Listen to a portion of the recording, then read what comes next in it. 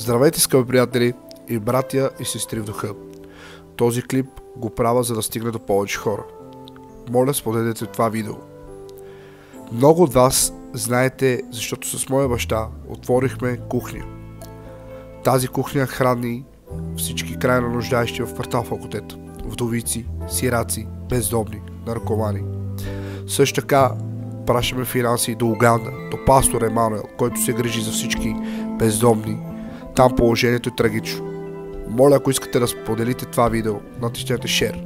Моля, след което, ако имате възможност да ни подкрепите с финанси или храна, ще ви бъда безкрайно благодарен.